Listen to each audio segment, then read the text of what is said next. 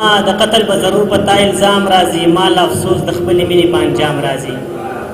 زما د خټو ګټو کلي دومره سپک مه ګڼه بلال محمد، دا زما د خټو ګټو کلي دومره سپک مه ګڼه، دلته چې ښکلي هم راځي په احترام راځي.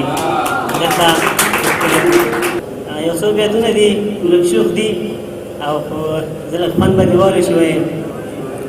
د ګل غوټۍ د چاله نه ورکوي بلاله، د ګل غوټۍ د چاله نه ورکوي، دا لیونۍ د چاله نه ورکوي. او دغې جنۍ سره ما لوز کړی، دغې جنۍ سره ما لوز کړی، دغه جنۍ د چاله نه ورکوي. مننه، دغې جنۍ سره ما لوز کړی، دغه جنۍ د چاله نه ورکوي. یا ورور ته یې وایي شر دې نه جوړوي، ورور ته یې وایي شر دې نه جوړوي، د چا نړۍ د چاله نه ورکوي. مننه، ورور ته یې وایي شر دې نه جوړوي، د چا نړۍ د چاله نه ورکوي. او خپلې دې فی سبیل الله ورکړي. مننه، خپلې دې فی سبیل الله ورکړي، خو مهرباني د چاله نه ورکوي. او دا مشرۍ دې په چا واړوي، خو دا مشرۍ دې په چا واړوي، خو دا کشرۍ د چاله نه ورکوي. او کومې نه کړله ګوهر به نه یم، کومې نه کړله ګوهر به نه یم، هسې ګولۍ د چاله نه ورکوي. خدایه ودان او یا یې وران کړه چې کیسه ختمه شي، خدایه ودان او یا یې وران کړه چې کیسه ختمه شي. بس یو طرف ته دا جهان کړه چې کیسه ختمه شي. او ملا صاحب نوي کال ته نوي ټاپې مه جوړوه، اے ملا صاحب نوي کال ته نوي ټاپې مه جوړوه، یا مې کافر یا مسلمان کړه چې کیسه ختمه شي.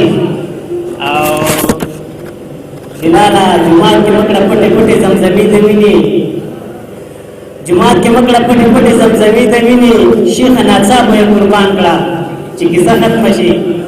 او دلته د نوح او لوط د قام سرکشي زور اخیستی، دلته نوح او د لوط د قام سرکشي زور اخیستی، ځمکې غونډۍ ګرجوړ قربان کړه چې کیسه ختمه شي.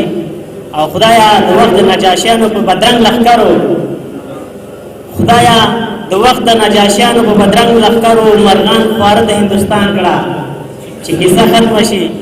او د سولې وریځې درنه غواړم او د امن څاڅکي، افګار صاحب د سولې وریځې او درنه غواړم او د امن څاڅکي، خدای نری نری باران کړه چې کیسه ختمه شي.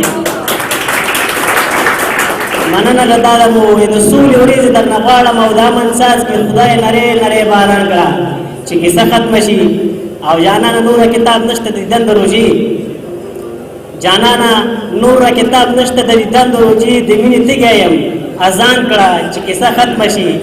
او چې هره شپه کې درنه غواړم د امید په سجدو، چې هره شپه کې درنه غواړم د امید په سجدو، خدای نصیب راته جانان کړه چې کیسه ختمه شي.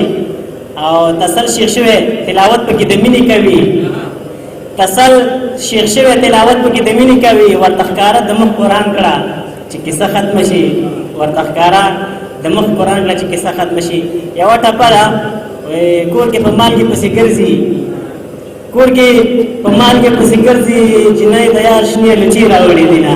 ډېره مننه.